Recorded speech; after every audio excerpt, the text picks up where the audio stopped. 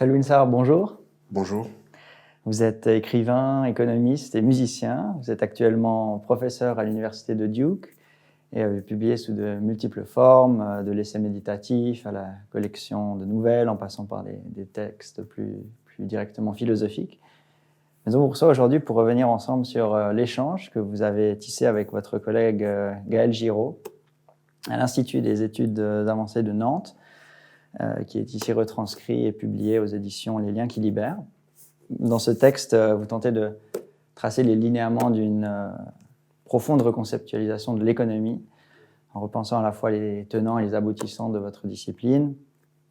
Vous suggérez ainsi d'autres objets d'étude, mettez l'accent et la lumière sur d'autres aspects de notre monde commun, et proposez d'autres manières d'appréhender ces objets, de traverser et d'infléchir ces formes de vie. Nous pourrions commencer en nous penchant sur une notion qui énerve tout votre échange, et en particulier, semble vous animer tous les deux, c'est celle de désir. Vous revenez avec Gaël Giraud notamment sur la pièce de théâtre que vous avez écrite, We Call It Love, dans laquelle une dame se rend compte qu'elle ne sait pas si elle peut pardonner au génocidaire de son fils. Et vous insistez à ce moment sur l'importance d'explorer ce que le désir nous fait. Et il s'agit pour vous de découvrir notre propre incertitude, ce que vous appelez habiter son incomplétude. C'est une très belle formule. Il semble tout de même qu'une telle démarche requiert une confiance, peut-être un certain socle, des racines, je ne sais pas, pour nous permettre d'affronter, de faire face à cette troublante finitude. Comment décrirez-vous le chemin qui peut nous amener individuellement et collectivement à une telle acceptation de nos désirs dans leur dimension proprement émouvante? Je pense que ce qui nous a intéressé avec Gaël Giraud, là, c'était de réfléchir à la question de ce qui fonde la relation. Et le désir comme étant une dimension essentielle de la relation. Et avec l'idée que dans l'échange, dans tout type de relation, il y aurait une confiance initiale, que rien ne prouve a priori. Une sorte d'abandon dans une relation de dette avec l'autre, mais qui est fondée sur bien évidemment un désir d'être en relation, mais une fiducia, une fiducia totalement initiale. Et je pense qu'on était parti du constat qu'on était dans des économies relationnelles de la défiance. Où fondamentalement, les relations se fondent sur de la défiance, avec tout un tas de dispositifs pour se prémunir de risques de défaut dans la relation. Les garanties, etc., etc. Et qui se fondaient aussi sur une anthropologie négative de l'humain. On supposait, a priori, que c'était un homo economicus maximisateur, très près de ses intérêts, donc fondamentalement, garantissant ses intérêts. Donc il fallait se prémunir d'un défaut. Et avec l'idée que l'ordre néolibéral a intérêt à fonder une anthropologie négative, à réduire l'humain dans sa version la plus étriquée, pour fonder son système.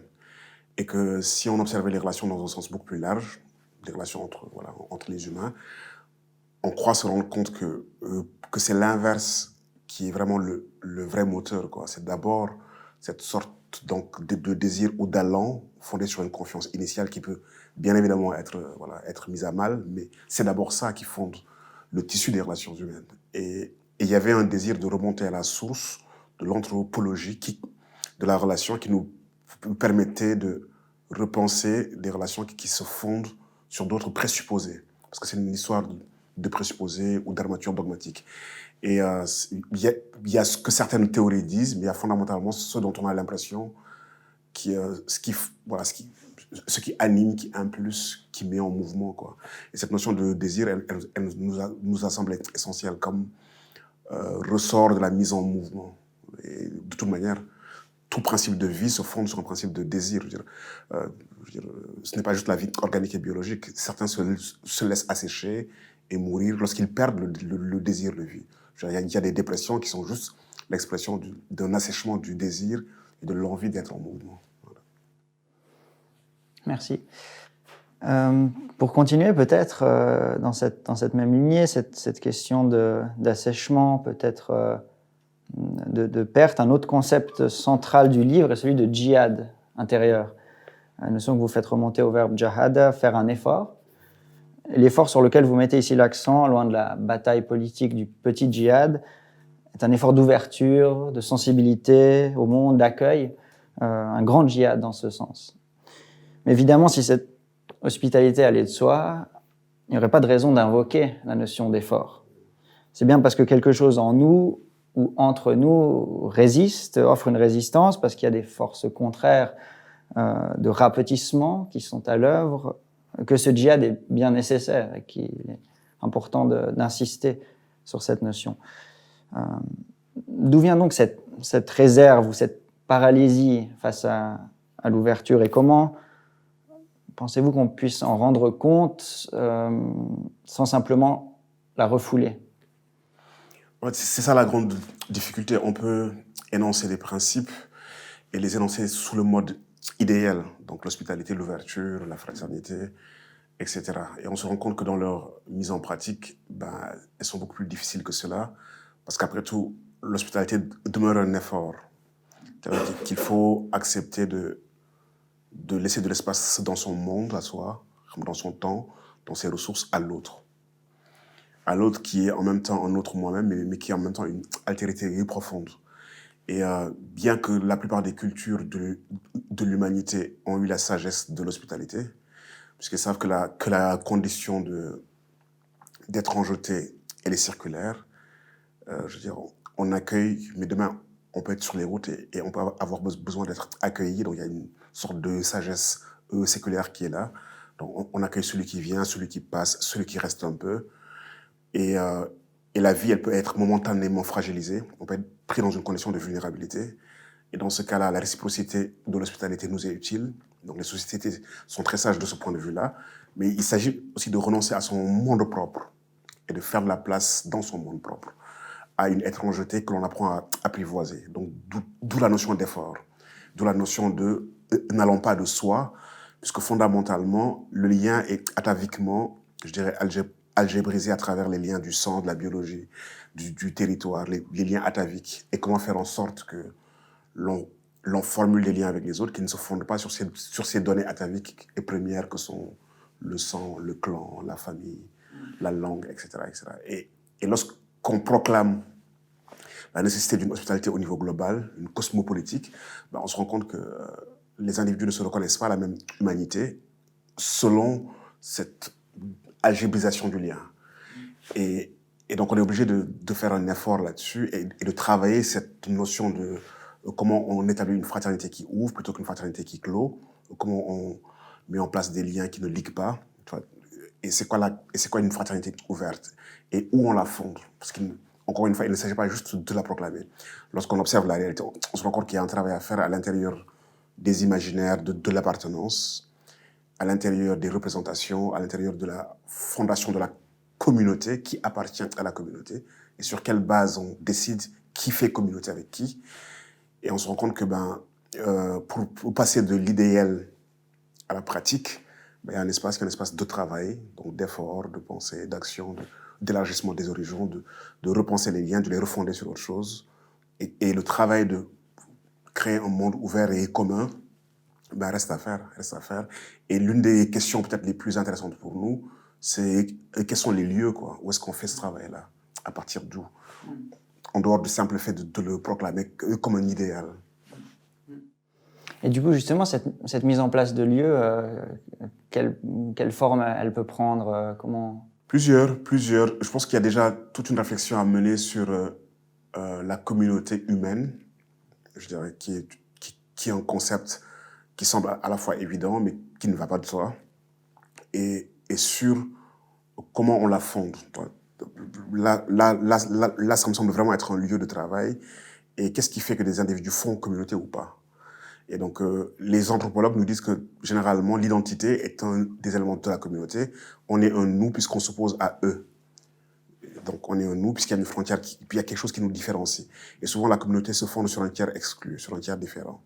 Et généralement, les communautés ataviques se fondent là-dessus. Je suis au PSG, je suis contre Marseille, je ne suis pas à Marseille, etc., etc. Et donc, du coup, comment est-ce qu'on travaille à une communauté qui ne se fonderait pas sur l'exclusion d'un tiers qui ne nous ressemblerait pas? Et donc là, je pense qu'il y a un travail dans les imaginaires du sentiment d'appartenance. Et où est-ce qu'on travaille ce sentiment d'appartenance-là? Et il y a les récits déjà. Il y a des récits qui sont absolument fondamentaux là, de ce point de vue-là. Il y a comment on inscrit les individus dans des filiations. Donc, quels sont les lieux sociaux, l'éducation, l'école primaire, le roman, le conte. Il y a énormément de lieux, de dispositifs discursifs, de récits imaginaires qui fondent des liens de filiation, qui font que je me sentirais proche d'un Japonais ou pas, quoi, où je considérerais qu'il appartient à une humanité lointaine et que rien ne me relie à lui, mais que je me sens très proche des gens qui sont dans ma communauté, dans mon village, dans mon école, etc., qui partagent un certain nombre de caractéristiques donc du même, quoi. Et comment on sort de cela et là, il y a un vrai travail à faire pour que, dès le bas âge, quoi, on ait un sentiment élargi de l'appartenance à une communauté plus large que la langue première, le territoire premier et les atavismes. Et ça, je pense qu'on peut le faire de manière orientée, voulue et consciente. D'où l'importance de nous éduquer à une humanité plurielle, quoi, de faire que dès le début, nous nous sentions appartenir à une humanité plurielle, quoi, et que l'humanité avec un grand H soit ma culture, plus que le lieu d'où je viens. Et ça, je pense que ce sont les ordres éducatifs, les ordres artistiques, les ordres des imaginaires qui sont en première ligne sur cette problématique-là, avant que le politique n'arrive et qu'il l'organise. Le politique peut organiser la communauté, mais faudrait-il que déjà nous nous sentions appartenir à la communauté. Pour travailler sur ces différentes formes d'appartenance, il y a différentes perspectives, disons, temporelles qui peuvent être mises en œuvre. Et dans le chapitre sur les anticipations, vous formulez votre démarche dans les termes d'une uchronie, qui consisterait à fissurer la trame d'un présent qui nous semble inaltérable.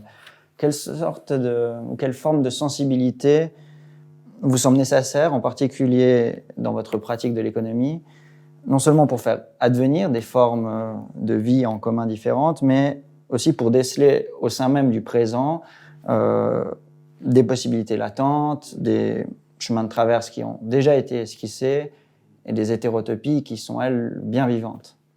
C'est vraiment une question importante, surtout chez les économistes, parce qu'il y a la prétention de la prédiction, de la prédictibilité. Et souvent, soit on est dans les anticipations adaptatives, on est tourné vers le passé, backward looking, on prolonge des tendances. C'est-à-dire que la plupart des scénarios que l'on fait sont des scénarios dans lesquels on prolonge des tendances. Et on a du mal à être dans une vision totalement rupturiste.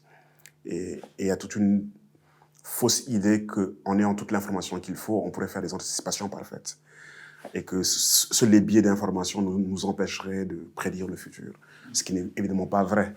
Et que l'histoire est beaucoup plus imaginative et créative que prolonger les tendances du passé. Et même dans nos scénarios les plus fous, lorsqu'on les regarde, on manque cruellement d'imagination. On manque cruellement d'imagination. Il y a une sorte de, je dirais, pesanteur du présent, ce que François Hartog appelle le présentisme, une surévaluation de la modalité du temps présent dans notre rapport aux modalités temporelles, surtout celle du futur. Et on pense que souvent le futur est gros du présent, mais qu'il le prolonge. Et c'est là où c'est intéressant de se rendre compte qu'en fait, l'histoire que nous vivons n'est pas nécessaire, elle est contingente, que ce qui est apparu dans le réel aurait pu ne pas apparaître, que c'était une option parmi tant d'autres, une option qui a bénéficié de peut-être beaucoup plus d'énergie, de circonstances, de toute une multiplicité de dynamiques qui l'ont fait advenir, mais elle ne relevait pas de la nécessité. Et c'est ça qui est absolument important de comprendre. Parce que généralement, quand une option advient, on la reconstruit ex post et puis on la rationalise. On en fait le cours normal des choses. Les choses n'auraient pas pu ne pas en arriver là, alors que ce n'est pas vrai du tout, quoi. Et ça, je pense que c'est vraiment une disposition psychologique et intellectuelle que nous avons et qui est difficile d'être en mesure de penser uchronique, de se dire, tiens, et si le duc de Sarajevo n'avait pas été assassiné, peut-être que la Première Guerre mondiale n'aurait pas eu lieu, peut-être que la Seconde n'aurait pas eu lieu, peut-être qu'on serait dans un monde totalement différent, quoi. Et quels étaient les mondes en potentiel qui étaient là et qui attendaient d'être habités par une quantité d'énergie, de volonté, de travail pour qu'ils adviennent dans le réel.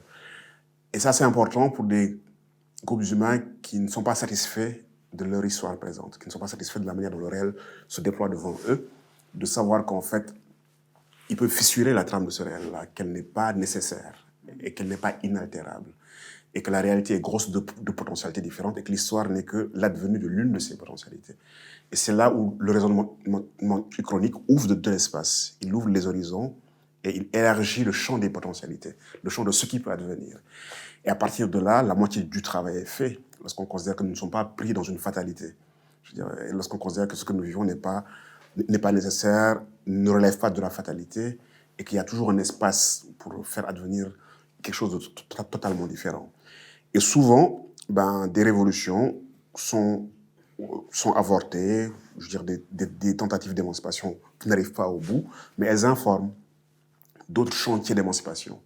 Et ces chantiers d'émancipation peuvent être repris, réinvestis, et finalement, ils adviennent dans le temps réel. Lorsque j'ai lu l'histoire du FPR, tu vois, parce que ça m'a intéressé de savoir comment est-ce qu'ils s'étaient fondés, comment est-ce qu'ils avaient arrêté le génocide des Tutsis du Rwanda, je me suis rendu compte que, tiens, dans les années 72-73, il y avait déjà un embryon du FPR qui avait tenté d'arrêter les massacres et les pogroms. Il n'avait pas réussi. Les Incontagni de l'époque n'avaient pas réussi. Et la génération des années 90 a tenté de reprendre ce combat en apprenant de leurs erreurs, a réinvesti une lutte qui n'avait pas abouti, donc qui avait échoué. Et ils se sont réellement interrogés sur les raisons de l'échec de la première tentative. Et dans leur geste, pour ne pas échouer, donc ils étaient gros de cette histoire-là, qui n'était pas advenue, mais qui restait une potentialité. Et il y a beaucoup de révolutions, de mouvements révolutionnaires qui reprennent, qui se construisent sur des tentatives avortées de l'histoire, mais ce n'est pas parce qu'elles sont avortées qu'elles ne sont pas grosses de potentialités, qu'on ne peut pas les réarpenter, les réinvestir.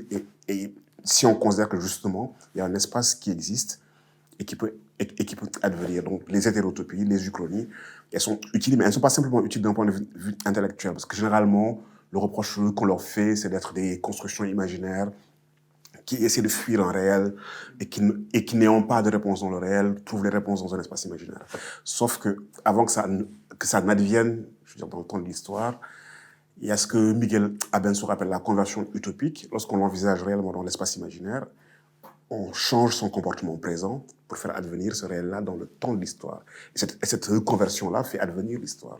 Donc du coup, c'est une sorte de continuité entre le travail dans l'imaginaire et l'action qui va elle-même changer le cours des choses. Les deux sont liés. Donc ce n'est pas juste un rêve, je dirais, inutile et fade. C'est vraiment une mise en action qui démarre dans les lieux qui sont les lieux qui l'envisagent comme réalité qui peut advenir. Et à partir de là, lorsque la conversion, elle se fait, l'histoire est à nouveau en marche. Merci. Dans votre entretien avec Gaël Giraud, qui a été publié ensuite par Les Liens qui libèrent, vous mentionnez le fait que de nombreuses cultures africaines ont une ontologie relationnelle, de telle sorte que les identités n'y sont pas figées, mais comme vous le dites, sont métamorphiques. Quels sont, selon vous, quelques-uns des apports ou des potentialités que ces manières d'être au monde peuvent amener ou créer? Elles sont importantes. En fait, dans beaucoup de sociétés africaines, sans les essentialiser, je veux dire, on retrouve des dispositifs d'intégration de la différence et de retissage du lien social. Vous êtes au Mali, vous arrivez au Sénégal, vous vous appelez Keïta, vous vous appelez Diallo, on vous trouve un nom qui sonne avec la communauté. Donc, vous avez des dieux, on les intègre au panthéon local. Donc le panthéon est mouvant. Il y a du cousinage à plaisanterie. On crée des liens qui évitent de transgresser un certain niveau de qualité relationnelle. Si vous êtes un Diola et un Serer, vous ne devez pas entrer en conflit. Mais vous avez le droit de vous moquer les uns les autres et de désamorcer la charge potentiellement agressive de la relation, même si vous ne vous connaissez pas. Il suffit que l'on vous identifie pour que la relation soit établie sur un mode non conflictuel. Il y a énormément de ressources de ce genre qui font que les gens ont vécu dans des grands ensembles, ont circulé, se sont embrassés. Bien évidemment, ce sont des sociétés qui ont leurs tensions et leurs conflits. Mais globalement, elles savent intégrer la différence. Il y a des pays africains qui ont 40% d'étrangers. Vous allez au Gabon, quand vous prenez la population immigrée fait 40%.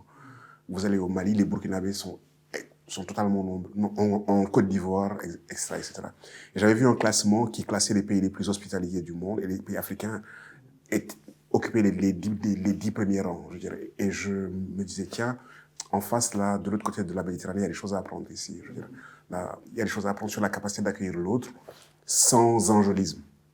Bien évidemment, la rencontre est toujours complexe. Et il y a énormément de ressources que ces sociétés ont forgées dans le temps long pour tisser, retisser le lien social, l'ouvrir, intégrer autrui, etc., etc., et être en mesure et donc du coup, de créer des espaces d'identité fluide, métamorphiques. Et ce n'est même pas simplement des identités avec les autres groupes humains, c'est le rapport à ce qu'on appelle l'écologie, c'est le rapport avec le vivant, avec l'animalité. Le totémisme, on le connaît, mais au-delà de ça, je veux dire, il y a des affinités entre les communautés d'existants qui se font sous le mode de la négociation, sous le mode de la discussion, etc., etc. Donc, dans un monde en déliaison, parce que c'est quand même ça l'un de nos défis, des liaisons écologiques, sociales et politiques, je pense que lorsqu'on cherche les ressources du lien, comment on renoue des liens, comment on réarticule des liens féconds, parce que les liens ne sont pas que violents, que sous la moralité de l'exploitation. Je veux dire, notre dépendance, elle n'est pas que négative.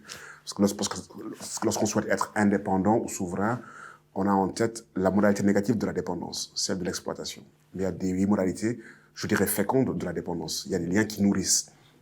Donc ces liens-là, dans tous les espaces auxquels j'ai circulé, il y a une profonde richesse, une profonde mémoire des sociétés qui ont produit des dispositifs de reconstruction du lien. Donc, le plus connu, je pense que c'est l'Ubuntu, puisqu'il y a eu Nelson Mandela, Desmond Tutu, l'Afrique du Sud, les commissions de vérité et réconciliation, et puis il y a eu un travail de réinvestissement philosophique de la notion par des chercheurs pour dire qu'elle allait au-delà du lien entre l'individu et la communauté, mais qu'elle réfléchissait à comment établir une société plus ou moins harmonieuse. Mais cette notion-là, on la retrouve en Afrique de l'Ouest sous le nom de la Teranga, au Sénégal, on la retrouve au Niger, on la retrouve au Mali, en Guinée, sous le concept de la Moya, la Mogoya.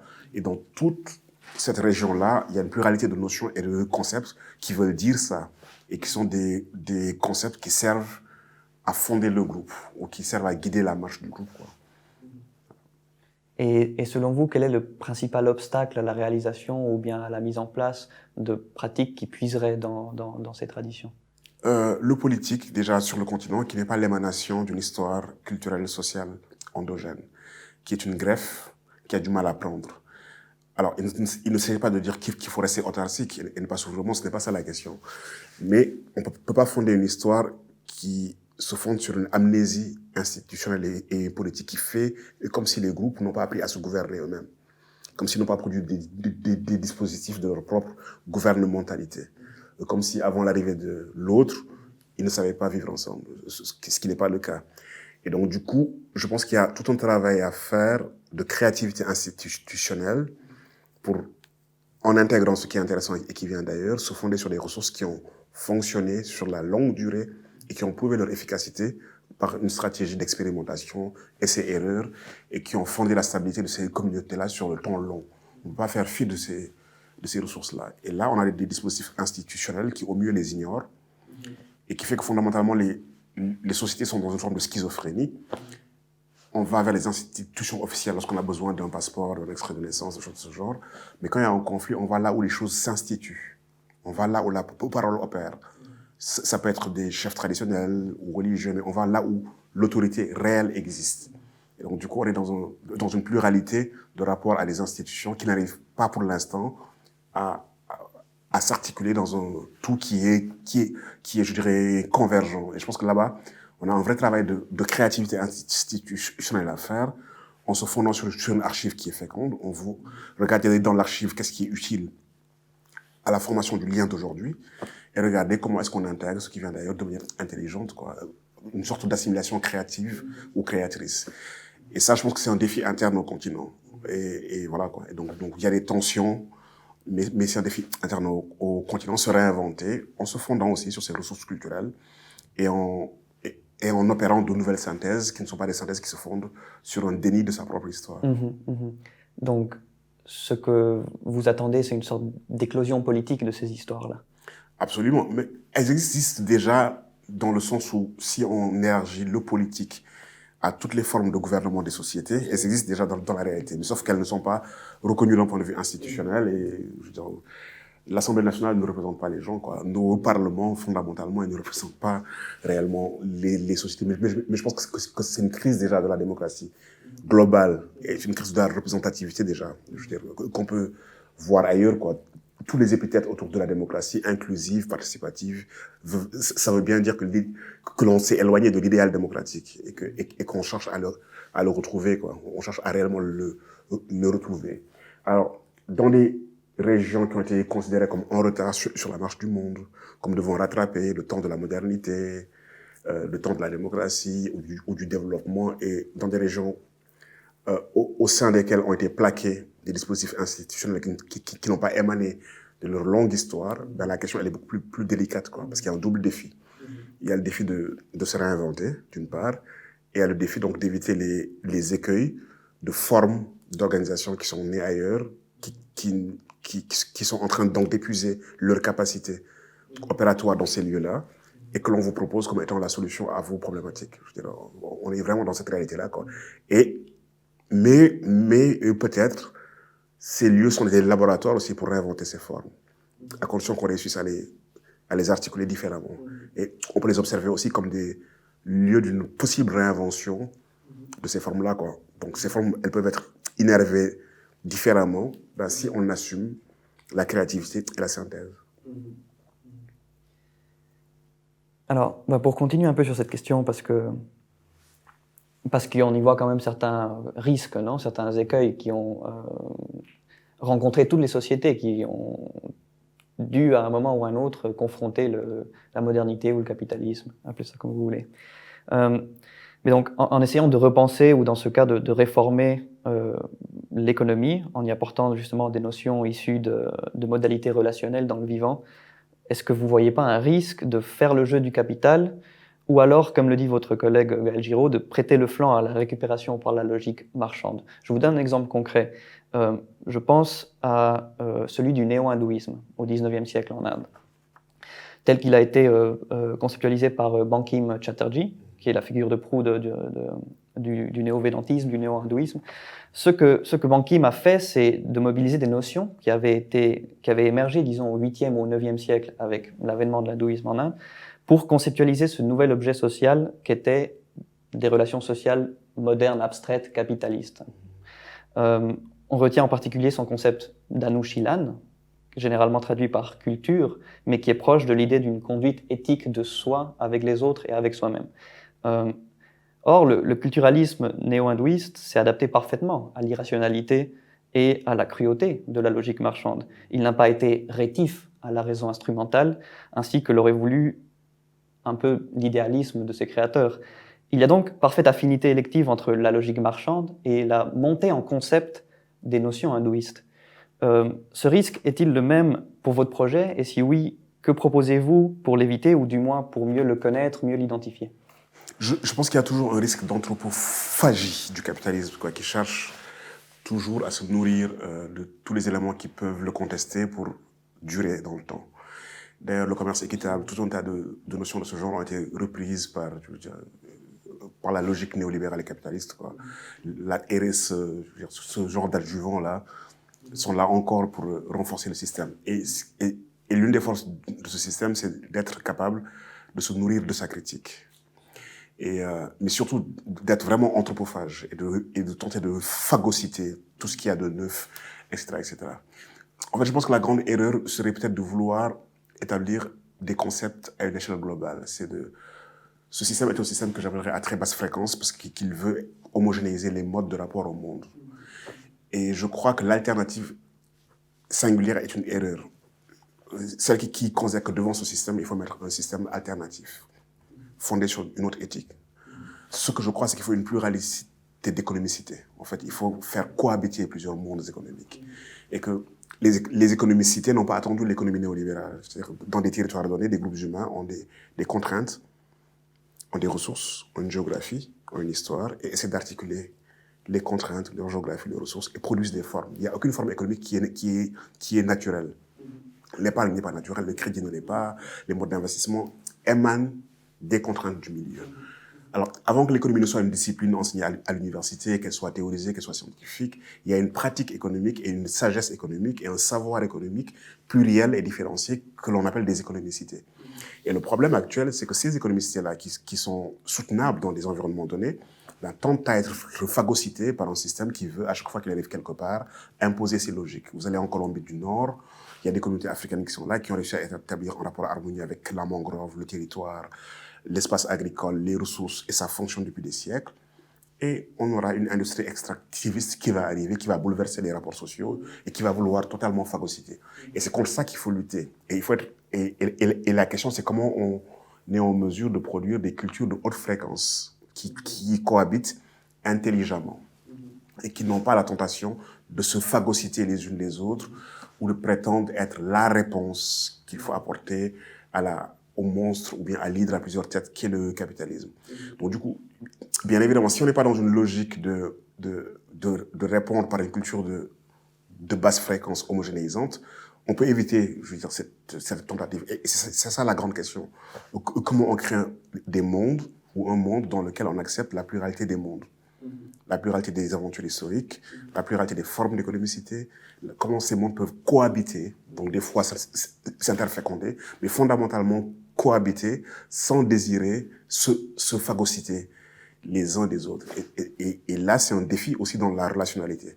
C'est aussi un défi dans la manière comment, même au sein des États-nations, je dirais, ça peut sembler totalement utopique, mais avant les grandes homogénéisations, on a vu dans les formations historiques la cohabitation de plusieurs formes d'économie, de plusieurs formes de rapport au monde, plusieurs formes de rapport aux institutions, avec une sorte d'intelligence sociale. Et ça fonctionnait très bien. Je ne vois pas pourquoi ça ne fonctionnerait pas avec plus de sagesse, je ne sais pas, mais plus de savoir, d'information et de possibilités. Felwine Sarr, merci beaucoup d'être venu nous parler de vos projets, de votre travail, de vos recherches. On se réjouit de vous lire plus tard et d'en découvrir plus et d'en savoir plus et d'inventer un nouveau monde qui est si nécessaire aujourd'hui. Merci beaucoup. Un grand merci à vous pour cette intéressante conversation. Vraiment merci. Merci. Super.